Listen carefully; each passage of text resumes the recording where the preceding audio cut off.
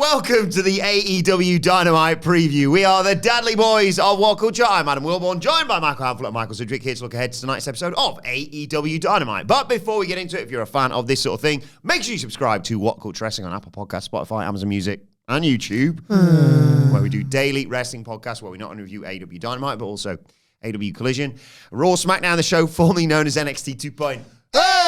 Pay-per-views, premium live events. We have interviews, roundtable discussions, and a roundup of the week complete with a quiz, of course, on wrestle culture. As I said, though, joined by Hamflett and Sidgwick to look ahead to AEW Dynamite, September to remember tonight, and the go-home show ahead of All Out.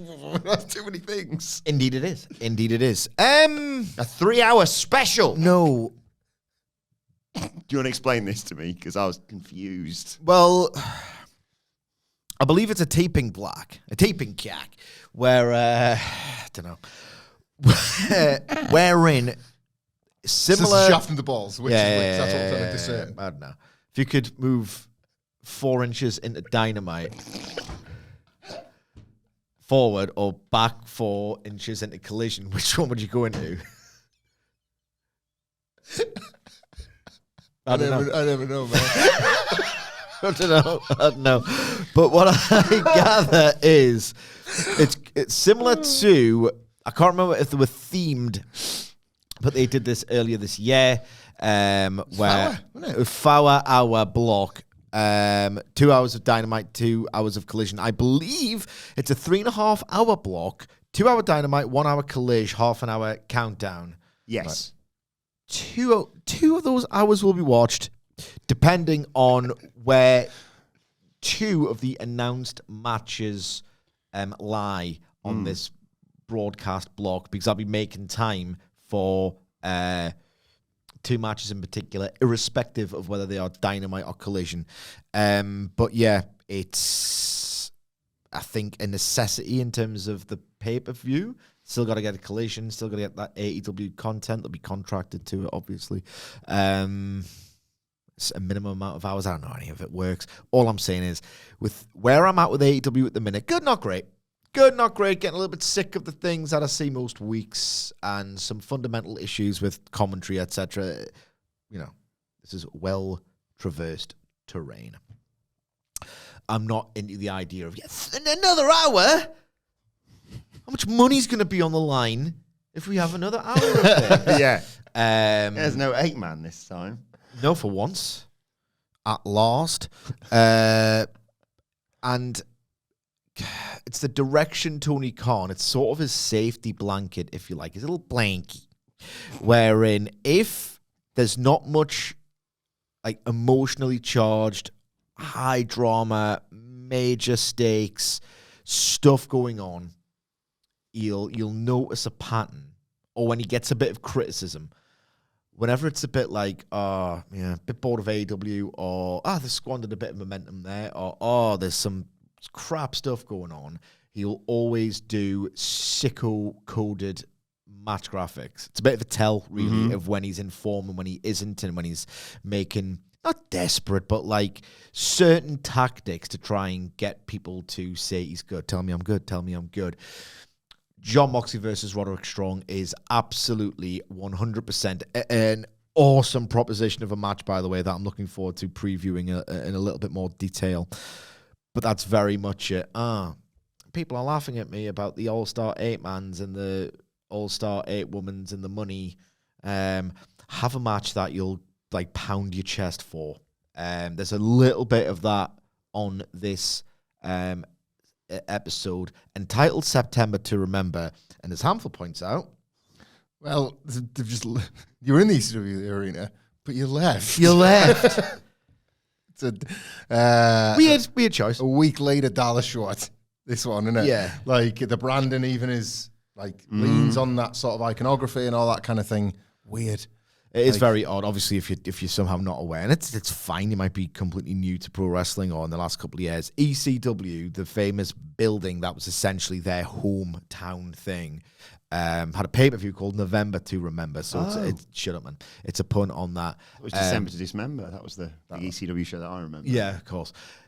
Why call this September to Remember when A, you're you've had 3 weeks and 5 or 6 episodes to do it. Yep. And B, when you should have had the foresight to realize nostalgia, particularly the most heavily mined nostalgia there is, ECW. Like, it's weird because obviously one promotion was significantly bigger than the other. Like, ECW nostalgia compared to WCW nostalgia, it's not crazy when you know how much Vince hated WCW, but at the same time, completely disproportionate to how big the respective companies were. WWE did it twice and then relaunched a brand, albeit not particularly extreme, but they drew on whatever to try and make money. TNA did it at least once. Twice, yeah. I'm sure, yeah. Hardcore Justice. Yeah, that was it. You know, Hey, it's cojones. We always called them that. Yeah, NXT has now done it. Yep. By trying to get into that building before anybody else could. Shane Douglas and Raven did Hardcore Homecoming because they were out of the copyright group. And So not only has, ever since the year 2005, so it's 2 full decades of some kind of ECW tribute almost every single year. Or way too often, if not every single year. Not only do you have that to contend with, this very finite amount of ECW stuff, it's almost a parody that it's happened as long as it has. Yeah. Surely, if there was a little bit of Tony Khan with Claudio and Darby, that's going to be way more extreme than anything you've seen on like the NXT reboot of it. You know what I mean? Even if you can capture that magic. And, like, you know, Darby Allin getting thrown around the place, had that chaotic movement and sense of, Jesus Christ, they could fly out the building in this place. That's what ECW was, in a way. It was only ever going to last a week. People were already... I know he couldn't anticipate the bad ratings they got by running that building. But he must have known, right, that's only going to last a maximum of 3 weeks. A maximum of 3 weeks, and everyone's bored of the ECW tributes. Better call the one that's in Canada, September to Remember. Did ECW go to Canada? A couple of times towards the end. Yeah, they tried to do this really ill-fated expansion. If you look at the dates that they ran in their peak, it tells a story. Like, you go through the cage match and the show events names, and it's always like New Jersey, Philly, New York. Tri-state area. Tri-state area. You get the odd one in Florida. Yeah. And then, like, you're looking at 99 and 2000, and they're going to, like, Little Cock, Arkansas, and the like, to not much success. I don't know if there was any Canada ones, but certainly not stick out. Not synonymous with EC. No. It's Tony Khan's weird. I'll look if there are any, and I find a card. I would say that isn't, because I just feel like it'd be one of those things we'd have had that like, they ran Canada once. You know, they crossed the like it would be Toronto if anywhere probably, because you've got like it borders Buffalo, doesn't it? And they would run Buffalo sometimes, so maybe, but just doesn't seem, because they're like Heyman was bad enough. Paying the talent and all the other admin stuff. Imagine getting visas, like all the stuff you need to run Canada. It was probably just like more hassle than it was worth to tell so many lies. Yeah. On one level, I've probably spent too long here burying the name of the show. On another, I've got one more point to make on it. I think that Tony Khan has. This is probably not a new take either. He's gone far too silly with these endless suffixes and themed specials to the point where none of them mean anything. I remember, like, even if there was only one match that was moderately better than something you'd seen last week, these tricks work on people if you do them, if you don't do them too often. Oh, it's Fyter Fest this week. That means that's special to me. It's got a match on that. It's probably better than you're going to get on your run-of-the-mill Dynamite. They're all great matches, hot moves. You know what I mean? Oh, yeah. I don't think... Yeah, I think you should stop doing it. You'd have like a massive storyline that would culminate at Winter is Coming, for example. Yeah. This isn't that. You know, there's no culminations. There's no like... I think generally he needs to stop that because the idea of a new event should be quite cool and big, and it ain't. There's no ECW in Canada, is there? I found a couple of shows. Sports Bar. From Mississauga. Yes, thank you. The Hershey Center. There's an ECW World Heavyweight Title 3-way dance. Love those. Sure did. That was any names? What year? That was Paul Heyman's money match, wasn't it? Yeah. Like his 500k. after the line was crossed. Gosh, the game again. It was crossed by about 45 minutes. You're not wrong. It's rubbish. It doesn't hold up that much. No. 9th of September. Yeah, 2000, sorry. Oh, God. I remember a Paul H. Sorry, that's too obvious. A P. Heyman wrote into the Observer around that time saying that it was considered the best match in the history of the Philadelphia independent circuit to that point. Yeah. Broadcast on the 29th of September, if that helps. Steve Carino. Is one of the names in it. Jerry Lynn. Yep. Just incredible. Bingo! Watching Hall. It's good. Very good. Is it? I don't know, I think it is. Thanks. I think you're really good. There's another few matches here. ECW World Television Title match. A couple, actually. Renu. Bingo! Dodgers. Tajiri? No. Super Crazy. No, dear, that's wrong. Sandman. No, dear, that's wrong. Rob Van Dam. No, dear, that's what year wrong. was the date? 9th of September 2000. Slim pricking, rough sledding. Rhino, the TV champion. Little Guido. Is in a ECW World Tag Team Title match alongside Guido as a tag champion in 2000. Was he challenging? So he would have been in the FBI. So it would be. It's not Big Guido. Tracy Smothers. No, dear, that's wrong. Sally Graziano. No, dear, that's wrong. Picture half of a member of the Straight Edge Society and half of something you'd spread on your toast that Paddington would love. Tony Mamaluke. Bingo! Before you said Paddington, I was going to say like CM chocolate spread. But yeah. Straight Edge Society, Tony. What? No, Luke Gallows. Right. You're a Klusman. Okay, yeah. He's a better Klusman He than was I am. fighting for the TV title against Rhino as a babyface. So like, he forced like Jerry Lynn at the main events. Rob Van Dam. He won the title on this show. There was a no contest prior to that. So One of your Lance had brothers gone. in names fought to a no contest. Mike. Awesome. No, it's too late. Too late. He's in WCW. Michael.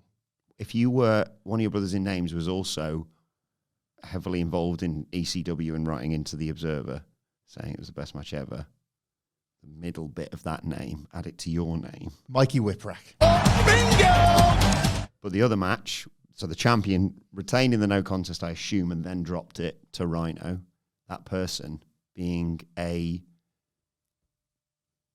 product of your grapefruits, who comes into a bit of money. Kid Cash. Bingo! Kid Cash was a guy you would want to download the clips of back then. He was that mother who was diving. He was jumping on people and it was fast. Yeah. I was like, yep. Kid Cash. Future world champion when this company finally goes under. The FBI were taking on a hedgehog that's been run over. Amish Roadkill. Roadkill and Danny Doring. Bingo! Every show. Every show. Chili Willie might have been there too. And Bilvis Wesley. This is too early for the era, like when you look at those like Dying Days, like February 2001 cards, where it's like they get the people who are orbiting like the ECWA Super 8 tournaments and like what the various scenes that would become Ring of Honor. And you've got like Ghost, and he's got like, it's like, who's that?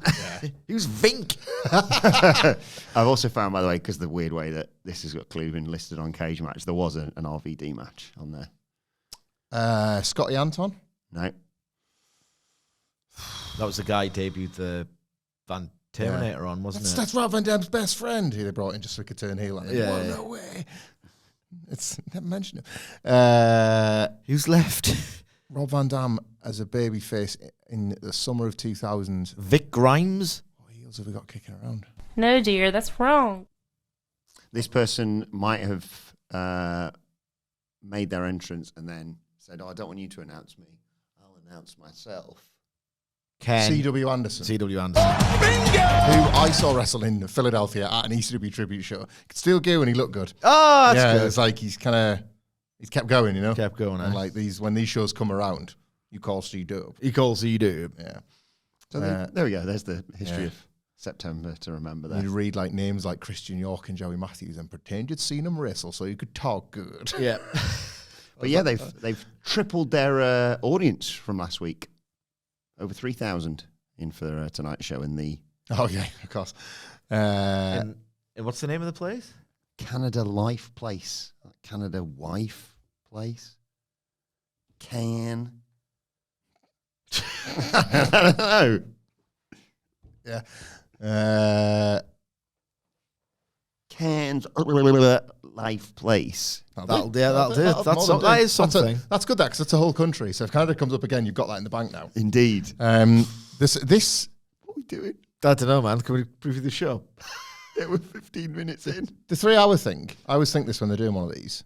I'm always just suspicious that it's like, how's that look? How did that go? Because WWE did this for years. Yeah, I want it to fail. And then all of a sudden, Raw was 3 hours. I want to it do a load of those super shows, and then here we were. Don't watch. This is it. Like, You know what you should do? Don't watch, right?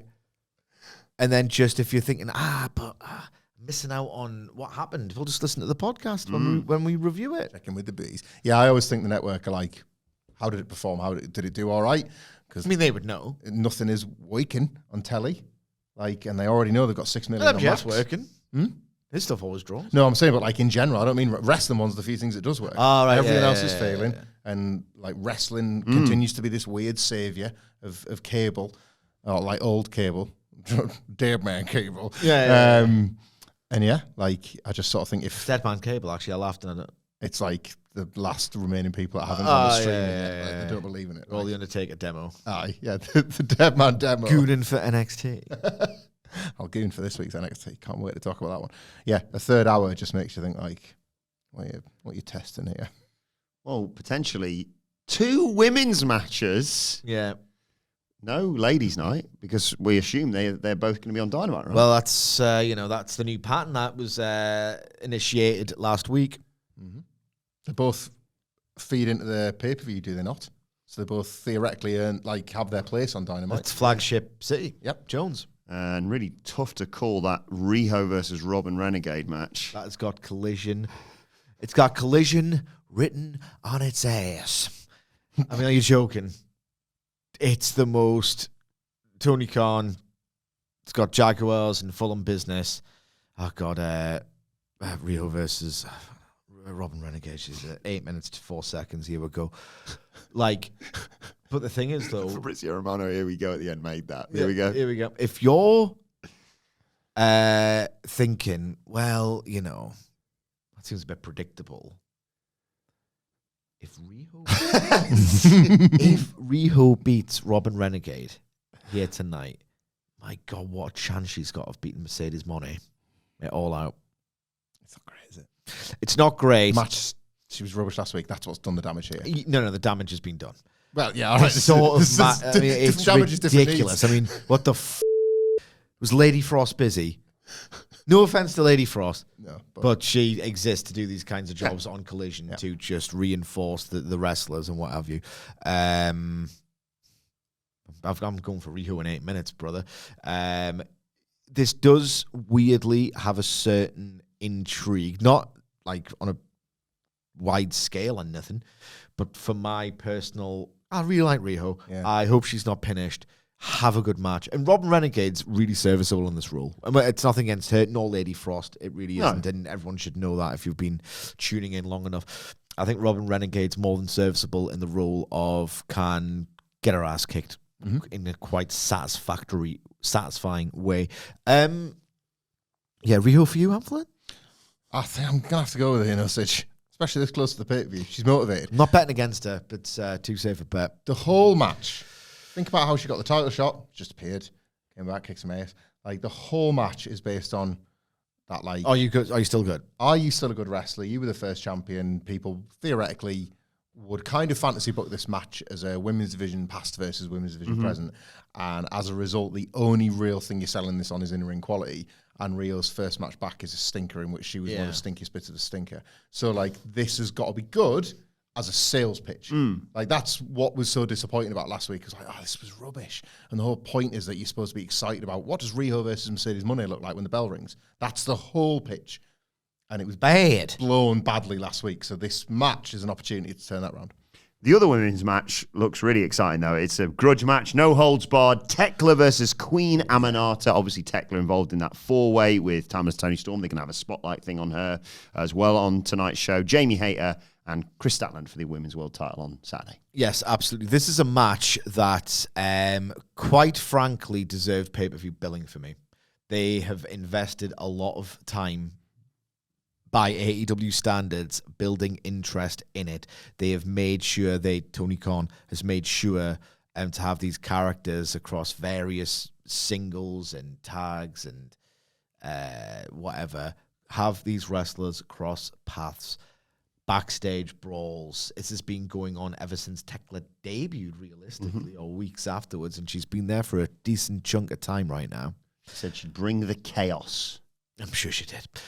I like it, but sometimes, you know, the spooky, edgy, dangerous stuff, it can go through me.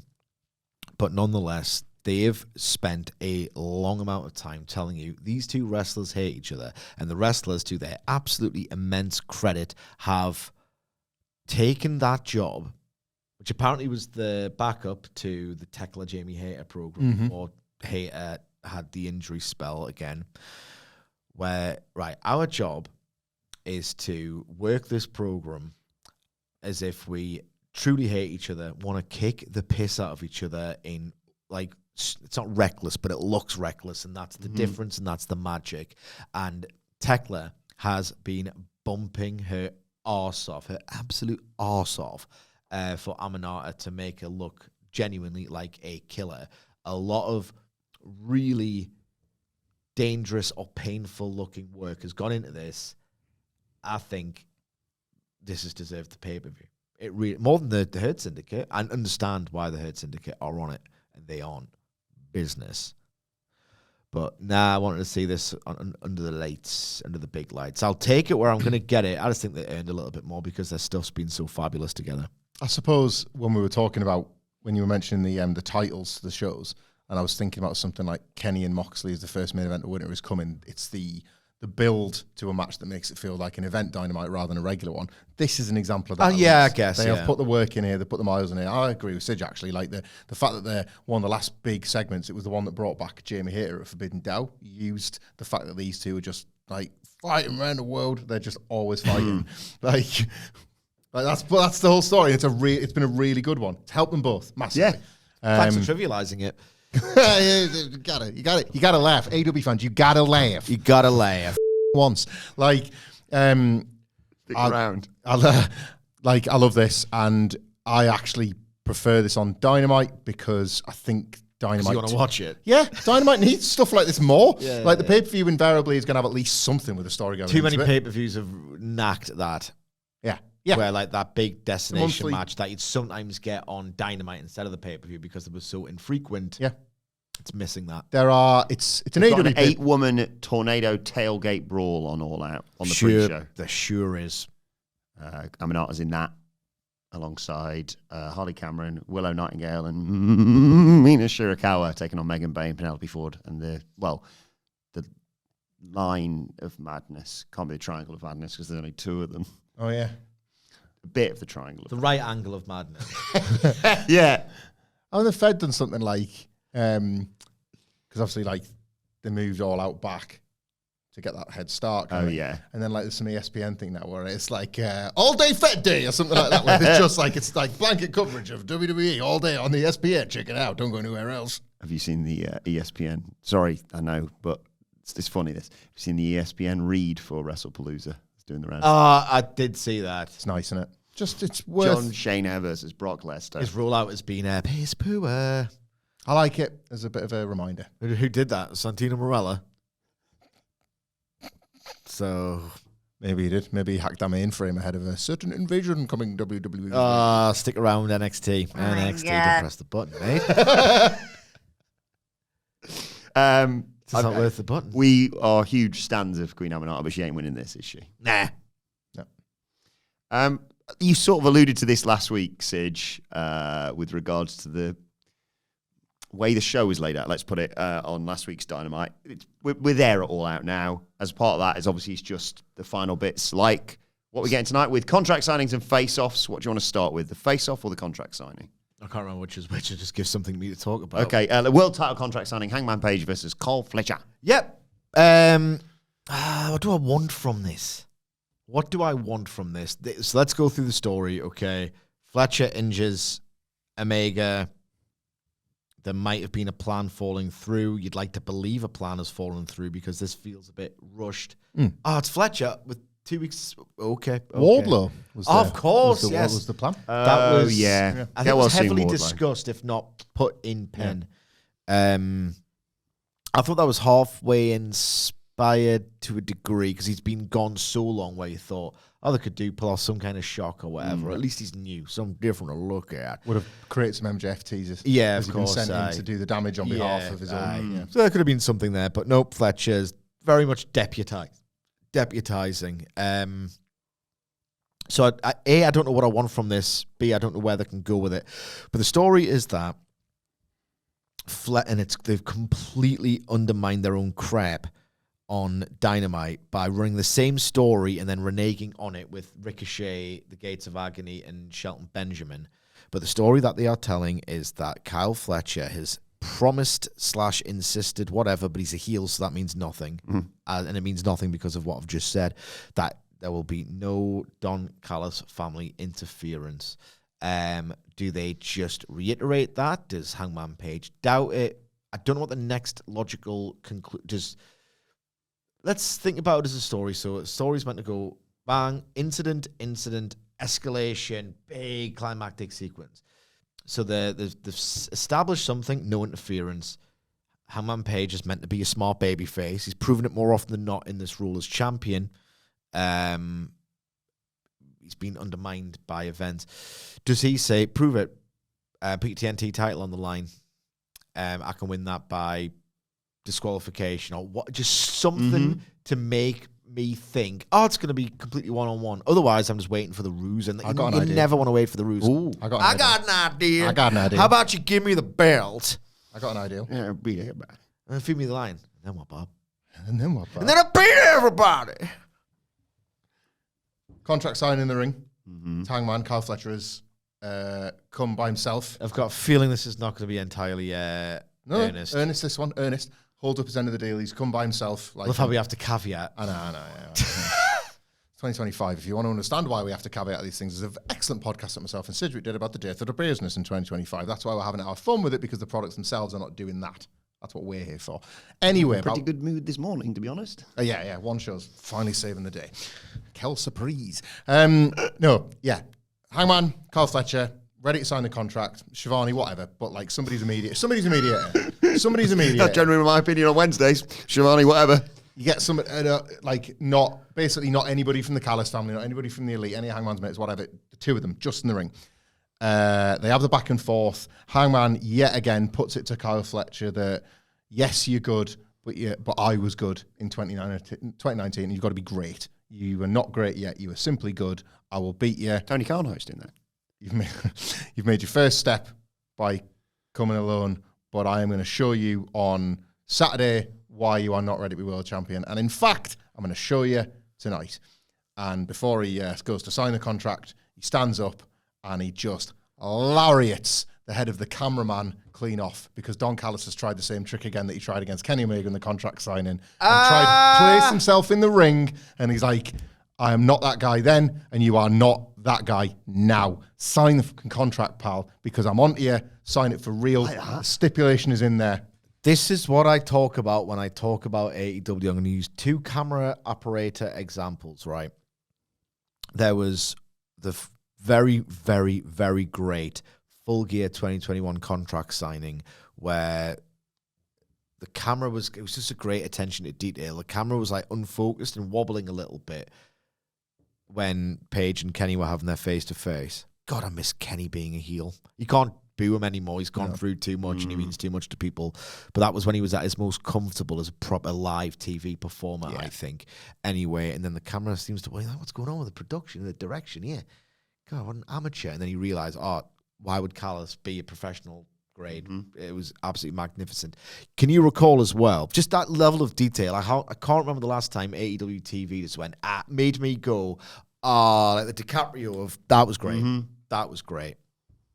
But I'm sure another really electrifying 8-man tag will revive everyone's interest. Remember when Orange Cassidy did a similar thing? It was in a pandemic 2020 Daly's place. I think he was making some kind of return from injury or something. Yes.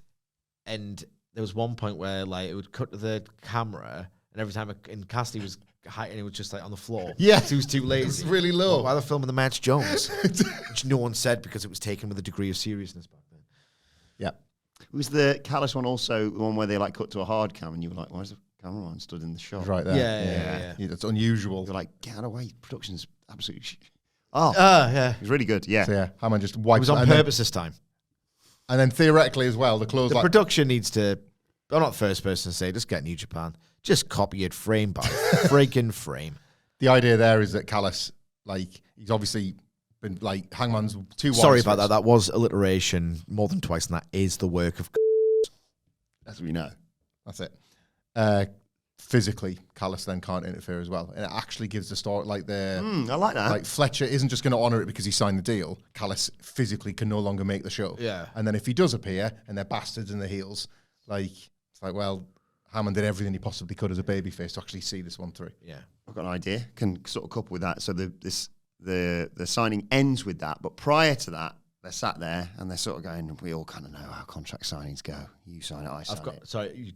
We get into a fight, and then someone goes through the table, and Carl Fletcher goes, Hangman, you paid attention to what table we sat at right now? And it's revealed that they've put the table back together that Kenny went through, and he goes, that's in your future. So Maybe. I've got another idea, actually.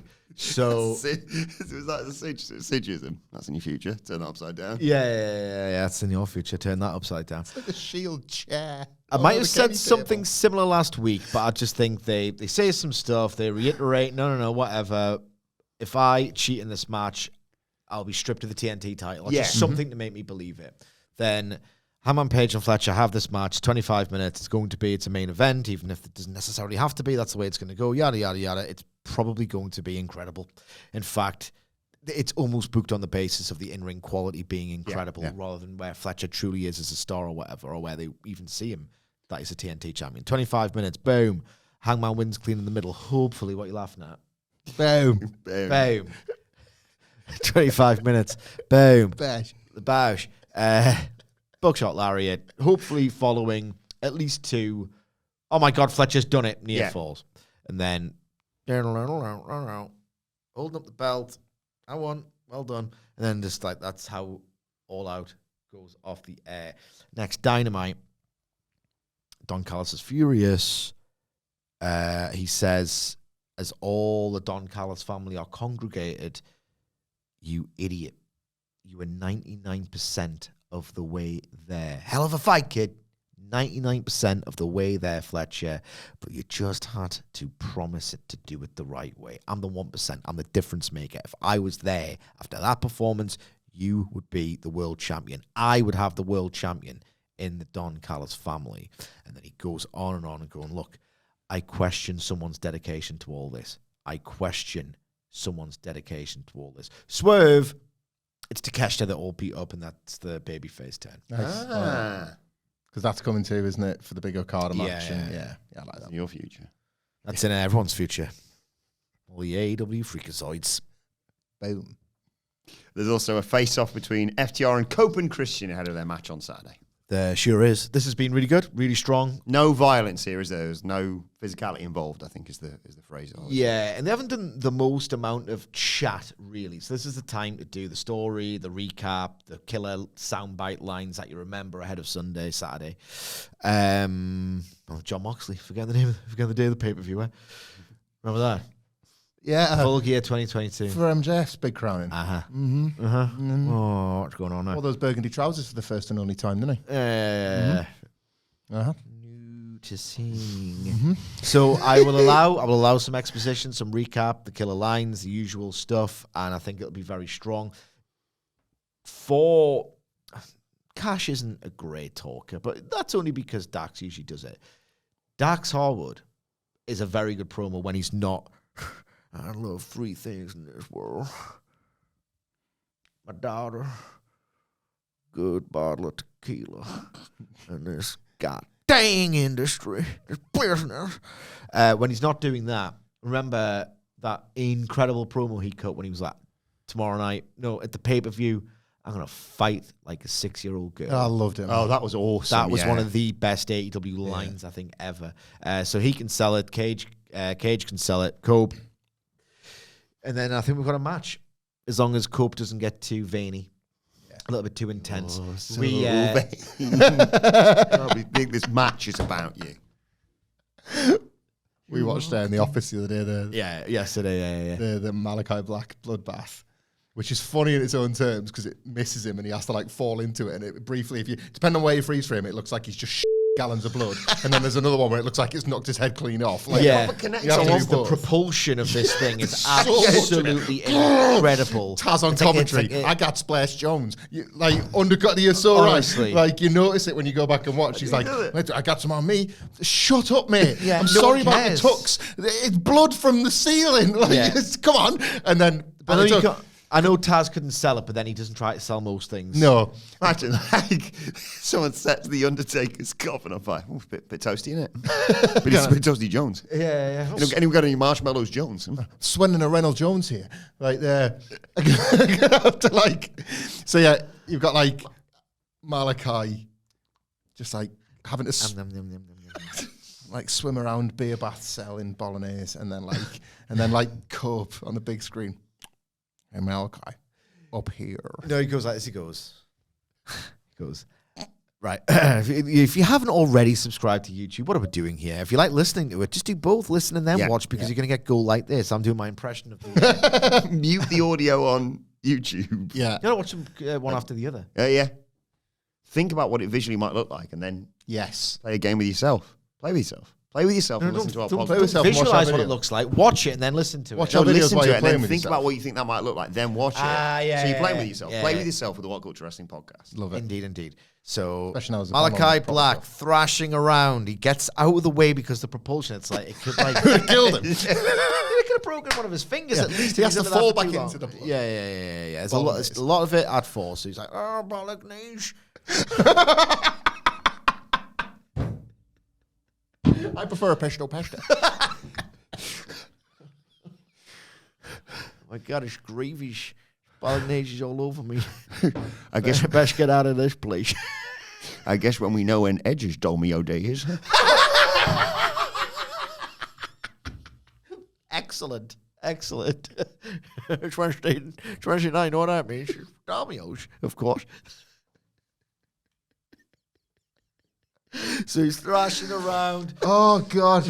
Oh God, I love it. He gets 3 courses for $9.95. It's a deadly special.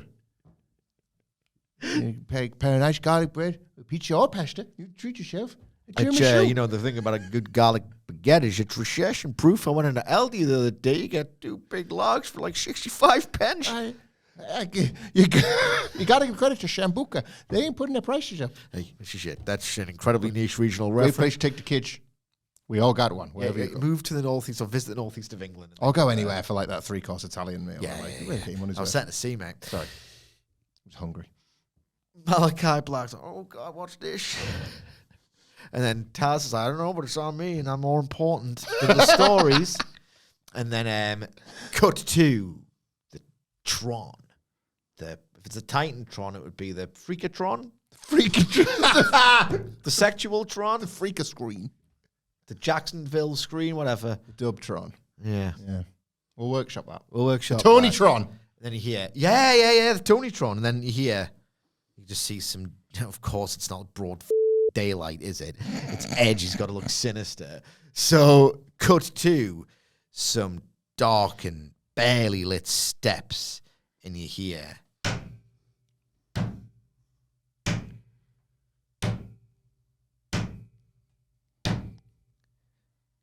Cope is walking down, and he's got like this incredibly nice black evil suit that he's wore specifically for the occasion of selling this goddamn promo. It's my velour dinner suit. It is, yeah.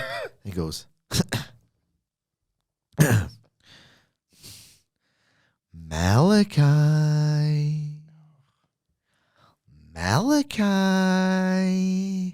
He's like doing the sinister smile, but then to prove that, what did you say yesterday? I already forgot. He was like, oh my God, he's not joking. So he's got this Malachi. Up here.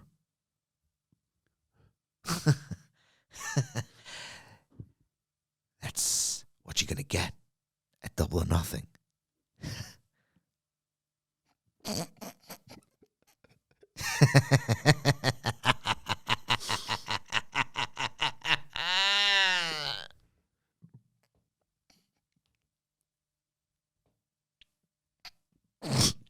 Unseen.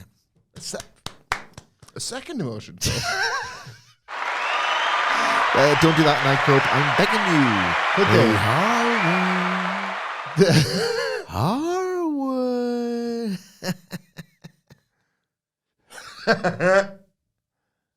So they could scroll us up tonight. The way to go with All Out is to be as fun as you can be. That's the Cope and Christian magic. You're in Canada, be wacky, get the... Well, I got news for you, buddy. I know. Cope hasn't been fun in 6 years. But because I'm in Canada, might Cope get a bit too excited and be like, introduce out of nowhere a loving family friend of both, who then FTR can beat up because there's no violence between the teams. But you didn't say anything about violence to our dear friend Scotty Anton. Like, who's on tap in AEW these days? Because he made a really inexplicable appearance in a loss to Nick Wayne earlier this year. Oh, that way. Yeah, do it yourself. It's time to play the game! Time to play the game! Ha ha ha! Who could FTR beat up to really upset CNC, even though at this point, why haven't wrestlers established? If I do that, maybe it's just going to motivate them into a really gutsy performance. Yeah. Probably shouldn't bother, really. It's the big Rhino. The big Rhino. Yeah, get old Terry in. Terry. We got our start here. Good to see you, Rhino. Yeah. And they battle Rhino, yeah. Also, September to remember ECW law, so maybe that's why it's called it that all along. Yeah. Maybe they had one eye on this. Yeah, yeah. We are the fools. Tony Khan's really rippling us. Yeah. Lots more matches that need people confirmed for it, though. To talk about. There's... sorry, I know there's a lot of stuff going on this show, but that's very unprofessional from me. I've only written one half of the all-out unified title match qualifier competitors. I've got Mascara Dorada, and if he wins that, then obviously he'll join Takeshita and Okada in the Unified Championship three-way, but I don't know who he's facing tonight. I can help you out of this jam. Thanks. The Beast Mortos. Who's winning? Beast Mortos. Yeah. Okay. No. Here's the thing. How did Michael Oakley not get it done? That's what I'm wondering. I don't know. I like this bump. I think he had a cold, if I'm not mistaken. Right, yeah. Sure he did. Okay. I like Michael Oakley. That booking was terrible. The thing is, he's not coming in as like... Why put a card? It's his belt. Why put him in the tournament for his belt? It's a stupid device. He did it with Kenny Omega as well. Kenny Omega's the challenger. We could have 15 different champions before then. It could be a boat. It's a really dumb ingredient in an otherwise interesting tournament. If you think about the law of the Continental title and these really convoluted steps taken to determine the matches and the fact that, oh yeah, we're a wrestling promotion when this one's on.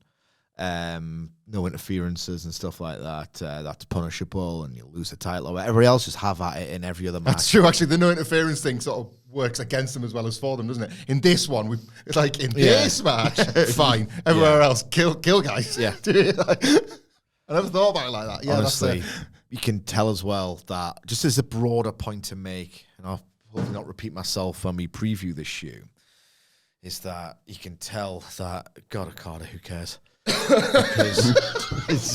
No, you know what I mean. You know what I mean. Like I was in and out, emotional investment wise with AEW in 2024 because they would give you something absolutely like best ever level with like Danielson Ospreay, for example, and then this stupid War for the Soul of AEW stuff that was going on and on and on. And then one thing that I liked, if there was one consistent thread that I loved about AEW in 2024, and I remember it because I described it as the work rate inflation version of the WWF Intercontinental title, was, are you just going to get something godly for this international title on pay-per-view? If you look at how it all stacked up, it was unbelievable.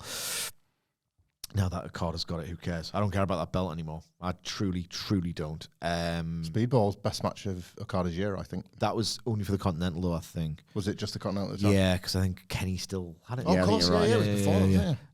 Loved it, though. That was where I was I loved it. Christ, there's Okada. Bloody hell. He was unbelievable. Well, to be honest, Speedball had one of the best performances of his entire life. Okada was also there. Okada will also be there in this match eventually. Beast Mortis is going to win, but I'm probably more interested in this match than I am the pay-per-view match, because with Okada, you've always got that, can he be asked to turn up? Can he be asked to turn up? Because, it's Okada. When he's great, he's just one of the best ever. But when he's not, he's just 3.5 stars, if that. But Mortos, it's almost like no one else can really articulate this better than I can. So everyone just says the same thing. Oh, he can base really well, can't he? Mortos. He's going in there with Dorado. Mm-hmm. It'll be really good. Yep. It's not going to break any new ground. It's not going to be good for a reason that I don't expect. It's been booked almost entirely on the basis that the Beast Mortos works incredibly well with much smaller, high-flying luchadors. You're going to get what exactly is written on the tin, but it's going to be very, very exciting. It's exciting tin. It has to be for how little drama there is in this. Exciting. Ahead of the trios match on Saturday, the big lads are going at it. It's Bobby Lashley versus Toa Leona tonight. Who wants to watch Put it on Collision. Seriously, put it on Collision. I don't want to see it. I don't know who's going to get the win, so at least they've got me there. But, there was this weird, the insufferable Ball Noah contingent. They all raved about Gates of Agony versus Hurt Syndicate. I don't know why. I remember it being quite good at turning me on. But, it's one of my favorite Simpsons gags of all time. That one of my favorite threads in The Simpsons is when everything is so desolate in their 90s America in Springfield and all the rest of it, that even in their literal wildest dreams, the fantasy dream sequence, it's never that good, is it? Only Homer in his innocence has these really wonderful dreams. Everyone else's dreams are just kind of crap, and they're their visions of the future. Smithers, he's got the technology apparently to make it look like Mr. Burns is sexually fixated on him, and he could do anything. It's his dream. It's his. You are quite good at turning me on. You should probably ignore that. Yeah. So that's probably going on. Lashes wins. It's rubbish, man. Rubbish. This is rubbish booking. Boring matchmaking. Crap, this. It is crap. I don't care if there are bombs and it's you got to check out the big guys. Who hasn't seen a big guys match? Maybe the Gates of Agony will promise not to, get involved in Toa's match. Yep. Fans will chant meat. Nobody will care more about the match at the pay-per-view. Bollocks to this one. Some fun tag matches tonight, though, to determine the qualifiers for that all-out tag team title ladder match. We've got the Young Bucks versus, what I suppose technically the Bing Bing Gang, or what's left for the time being, unfortunately, due to injuries and what have you. Juice Robinson and Austin Gunn. Yeah, I thought it was going to be just a one-on-one tag title match. I didn't realise this ladder match was happening. I haven't got much out of Juice since he returned, to be honest. No. I haven't got a great deal out of him at all. Oh, he's always good value when he really wants to be, or when he's in the mood, or when he's quite a lot of food in the juice right now. No. The Guns, I feel sorry for them because they were really starting to click as this wild bumping.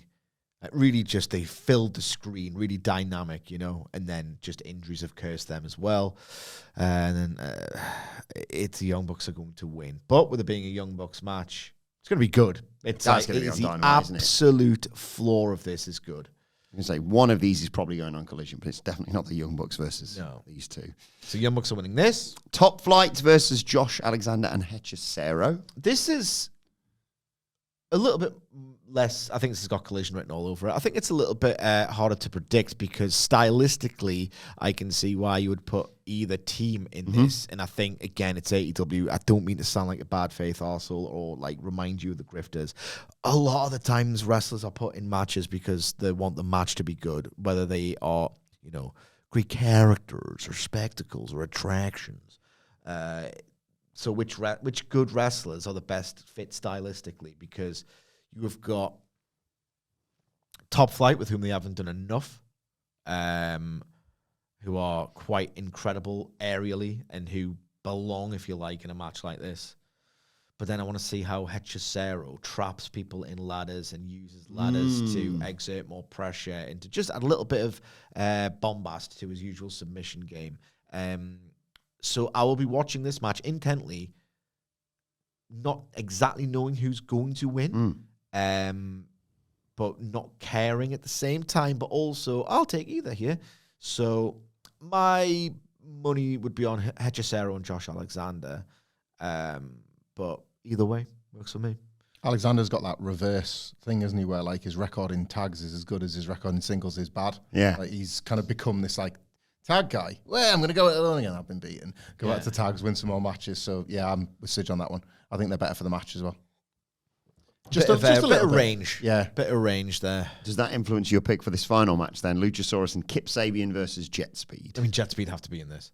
Jet Speed are like, it's not just about the quality of the wrestlers, because again, like you'd want Luchasaurus in a match like this. It'd be really fun, but at the same time, like Jet Speed have been great in that ring. Like great, they are a team. Like Kevin, like we were just talking about Bailey and how awesome he was against Okada. That Jet Speed Bucks tag was the best TV tag of the year, not the Brood Eater one for me.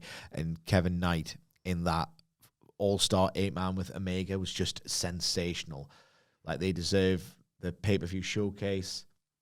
Like, Kevin Knight with that insane vertical leap of his could do one of those, those incredible moments when you see someone springboard onto a ladder and it's like, he's on the top of it. How's he got there? Like, I just think it makes way too much sense for Jet Speed. It's one of the more sounder psychological ways to book one of these. I know it's a stunt match, but you can still tell stories within those. And what starts with basically 4 heels, because that's what you have if Hechicero and Alexander win. The idea is that initially it looks like they're going to have to fight from underneath, but naturally things break down between the heels. But in that time, you've built the sympathy for Jet Speed.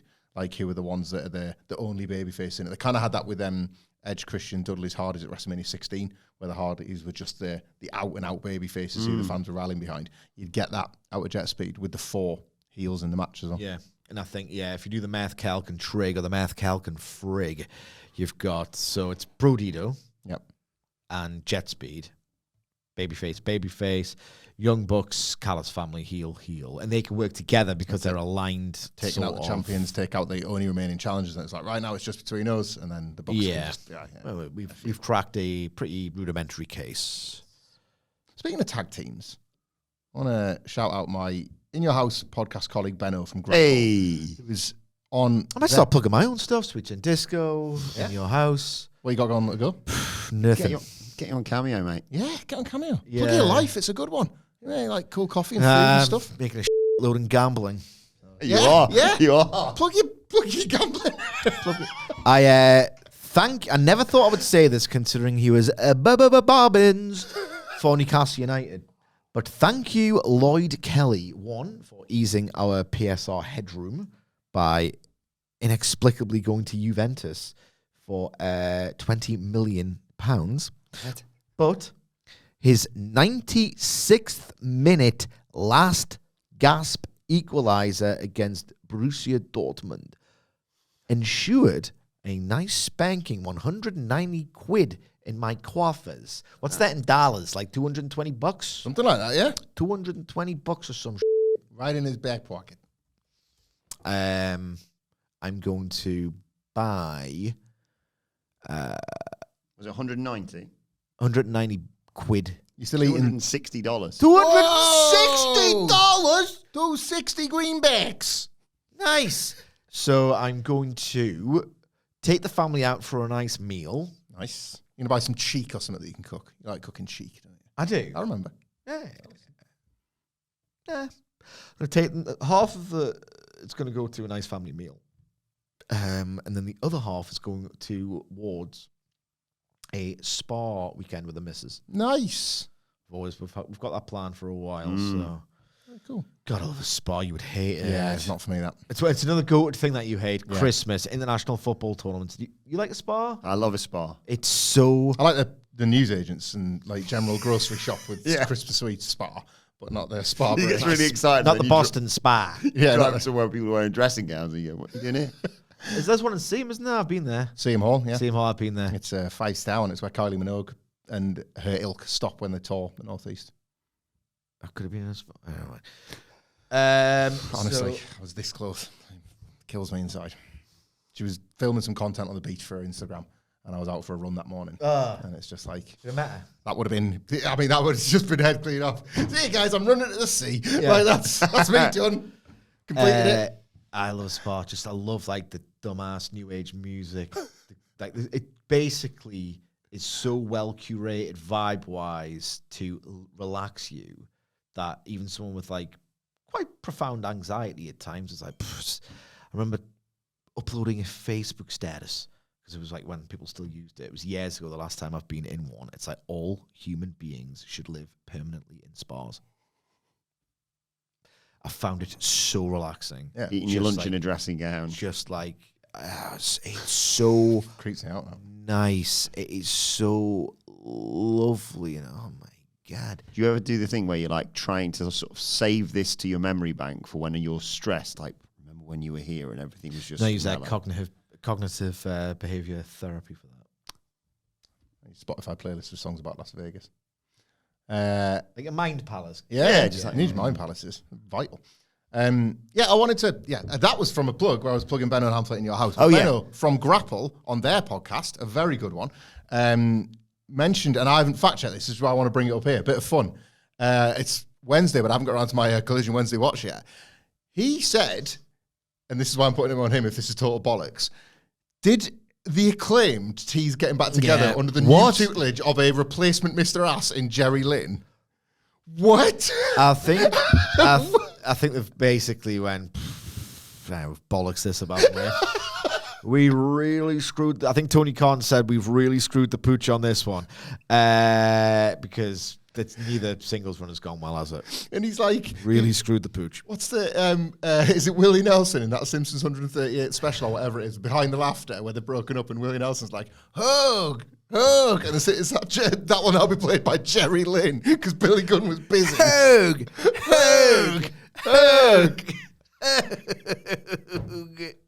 That's what's happening. Jerry Lynn's got the Acclaim back together. What the Well, I mean, I'm not being funny.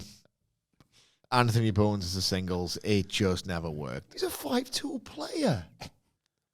Max Sounds Caster, like every time he had a microphone in his hand. Max Caster was getting somewhere. Nah. Rosters need range, all that sort of stuff. It was a short-term bit. Maybe. That would have been an Eddie Kingston return. I don't know much about bits, really, but I know which ones can last and keep popping, and there's only it would have been a nice living. Come out, get over, get your ass kicked, entertain the people, get the hell out of Dodge. Yeah. But Good gig. I kind of need to see what's going on with Jerry Lynn getting the Acclaim. That was like, that's weird. And it just made me wonder, like, if they could sneak into this tag match at the last minute as, like, a fifth team's been added. And that's how you... I mean, I was really quite real bored of the Acclaimed. So as funny as it is that they've had to just go, oh, God, we suck. We've had to just do this. And it's like a sheepish admission of failure. Because it was literally this year, wasn't it? Or last? This year. It was this year, right? Bloody hell. I don't need to see them again. What we are looking forward to seeing, though, is the thing we've saved for last here, and that is John Moxley versus Roderick Strong tonight. That's what I was talking about.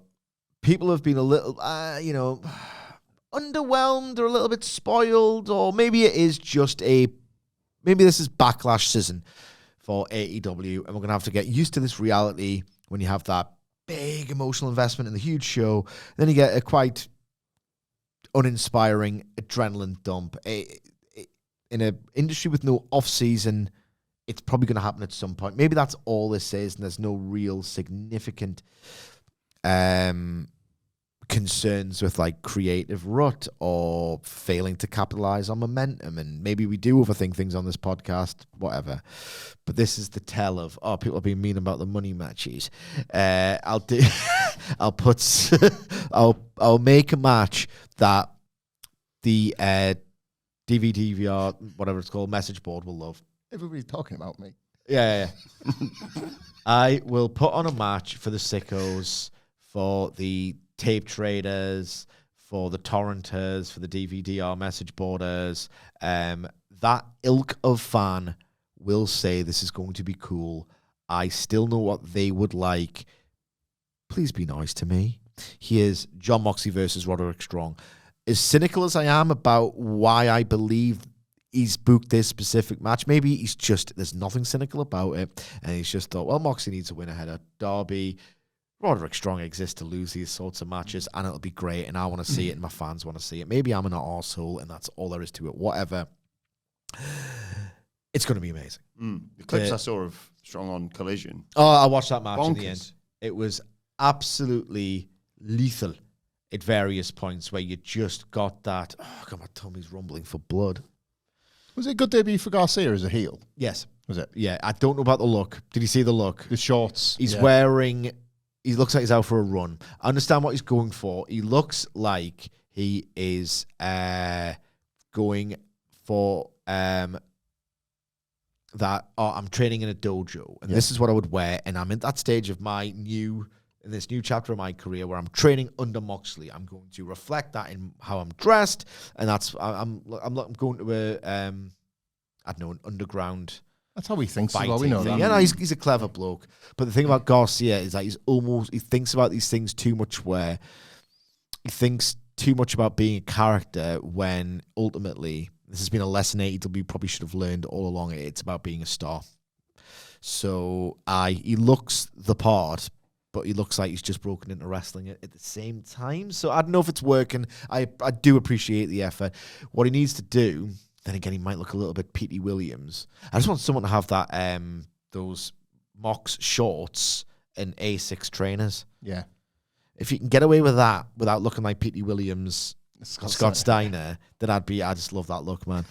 But if you take away what he looks like, which is kind of hard, no, he's always done really good character work, Garcia. I just think it's a little bit too understated and thoughtful for his own good. Yeah. But this match, Moxley, Roderick Strong, the exchanges were more than promising.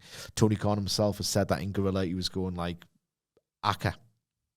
Which is like a really arcane Geordie word for enthusiastic and hyped up. This is a match that, if it reaches its ceiling, like the most insufferable people you know will justifiably talk about it being great in the years to come. It's this like really gnarly, ugly TV hidden gem, you know? Hamflett, what you... Oh, sorry. I've got to just deal with this actually very quickly. Wonder what is this? It's just, I don't... You can do it in 10 minutes. It's a bit... No, it's quite concerning actually, this. So I'm going to go and... Well, what is this? It's sort of like a riddle. But they said I have to go and solve this. No, it sounds like a virus or a scam or something. No, yeah, you're like one of these old biddies, man. If it's a mobile number, not from an official source, they're gonna get into your phone if you reply to that, man. I gotta do this. You talk about your. I don't think you have to do anything on Mox Strong. I'll be back. Sorry. I'll find out a name, you know. Yeah, evidence is piling up, like, innit? Do you know how I'm gonna do it? So I'm gonna say it's gonna come up with some like generic names. I'm gonna because I'm basically convinced at this point that Wilbourn's having an affair. Yeah. Like, would he go young, or do you think not too young, obviously, but do you think if he was going to venture outside the marriage and shop around, that he would go for a younger model, or do you think he'd go for someone his age? Because what I'm thinking in my investigations is I'm gonna Google the most common names for children born in like 86, 87, 88, 89, late 80s. I don't want to do like the late 90s, maybe. I mean, I'll do a bit of both. I'll go just try and catch him out. Yeah. You right, Wilbourn? How's Jessica? And then it just... Yeah. gets caught in that moment.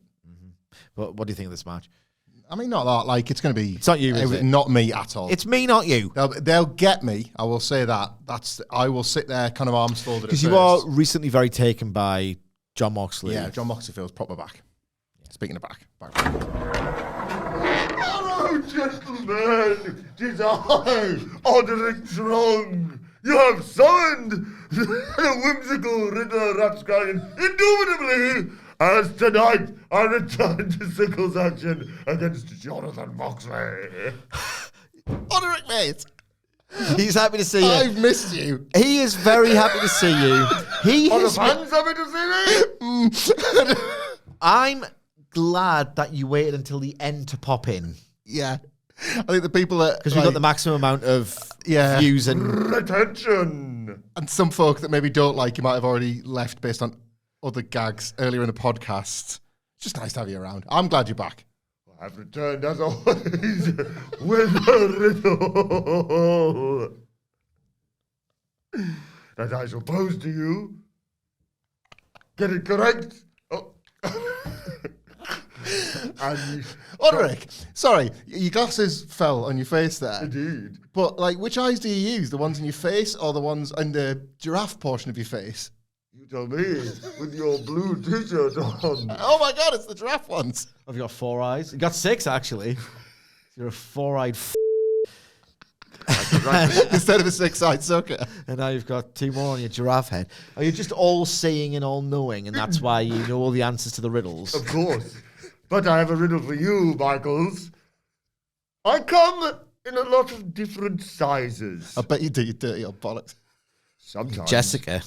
Sometimes. She's his rock. I come in a lot of different sizes. Sometimes I drip a little. And if you blow me, it feels really good. What am I? It's meant to be the ejaculating, spunking cock, but that's the misdirect, isn't it? He always misdirects with the knob. That's what Oderick Strong does. So you're meant to think of it as this throbbing, ejaculating cock. That's clearly not the answer because it's too obvious. So let's think of what else it could be. Can we have the clues again, please, Oderick? I come in a lot of different sizes. Sometimes I drip a little. And if you blow me, it feels really good. What am I? I don't know why it would feel good. I don't know that part. But if you think about it, I come in lots of different sizes. You can have the long ones. You can have the little chode ones. Sometimes you can have like shape ones. If they drip a little, that's wax. If you blow them, birthday, and that would feel good. Someone's birthday. Everyone has a good time. There's a nice smell behind often. A candle. Got it. Good, but incorrect. It sounded a bit like Starks there with the good but not right. But then you make it a little bit more formal. You just remind me of my friend. I would love to meet him one day. We should facilitate that. Yeah, I don't know how that's going to happen. I come in a lot of different sizes. Sometimes I drip a little. And if you blow me, it feels really good. What am I? Your nose. Okay, so it's not a big ejaculating dick then. Indubitably not. Oderick Strong away! I thought your name was Trong. What did he say? Oderick Strong. Anyway. Bye, Oderick. And I think that's it for September. I think so. I think it's also it for Adam Milbourne's marriage. Hello. What's going on? You all right, mate? You missed a Look bit visit flushed. from Oderick Trump. Oh, you're joking. Ruddy and red-faced, mate. Yeah, Which so is I odd was panicking because- because I had this riddle to deal with. It said, what gets wetter as it dries? And I was like, I know that one. It's a towel. And then it just said, your mother. It's from Stacks. Apparently he's got here early and just had some time to kill. So All right, get him in now. Get him in now. He's nipped off. He's gone for his lunch. But he You said- just said the opposite thing not 4 seconds No, he said ago. he was going to get his lunch now, and he'd be out of contact. He said he's going to be putting his phone on airplane mode. You don't know who He's gonna have Starks his is. food on Listen, the airplane. 2 hours. Yeah. He's going to fly back. No. He's just going to go and sit and have his food on the airplane. But to have that experience, he likes to put his phone on airplane mode. The grounded airplane on the top of the roof. Indeed, yeah. Do not disturb him. Thank you for making that clear and make Yeah. sense. Yeah. So, anyway, what was the riddle? What comes in many different sizes, drips a little bit, and feels really good when you blow it. Oh, big spunking cock. No, your nose. People are going to be happy to have. How did you know we had a riddle? I know you had one, but how did? Huh? I knew you said Odrick had been here, so. Oh, you never met him though. No, but I heard and I've seen the old footage of stuff. He looks really good. Yeah, he did. You've been one of the ones leaving them comments or not? Because you could do with it if he could really help the thumbs up, thumbs down Yeah, do business. you think people are going to be happy to have him back? Buzzing. Not hardcore one though, was No, it? it wasn't. We don't. To some extent, it is your financial responsibility. We do not make the rules on this one, Sidge. You know that as well as anybody. Tony Khan makes this rule. He was birthed on a collision review, if I'm not mistaken. He just appeared So out of it's just nowhere. really funny because I've literally been doing. We have like these company like goals at the end of year review. You know, it's common in big business and all the rest of it. And I wrote down the sentence when we were talking about collaboration. It's like one of the things. Like, how have you embodied that value? And I wrote down in my copy. I wrote, I never produce content with a self-indulgent approach. If there's a topic that I would passionately like to talk about, but I'm not really sure there's going to be a wider audience for it, I don't indulge myself and write about it regardless or bitch and moan if I don't get it through. Yeah. Do you know what I'm saying? Absolutely, yeah. Me I think too. It's impressive that you've seen it through. Anyway, let us know your thoughts on September to remember in the comment section below or on X at WhatCulture WWE. Of course, they can follow all three of us. You can follow Michael Hamflett at Michael Hamflett. follow Michael Sidgwick at Malachi.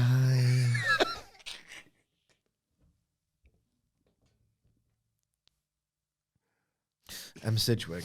follow me at Adam Wilbourn. Follow us all at WhatCulture WWE. As I said, make sure you subscribe to WhatCulture Wrestling wherever you get your podcasts from. NXT review, obviously, as I mentioned, with Stacks a little bit later on today. But for now, this has been the Dynamite preview. My thanks to That's why he's here. It's why that makes sense. to Hamflett, Sidgwick, to Odrick Drong, apparently. Yep. Thank you for joining us, and we will see you soon.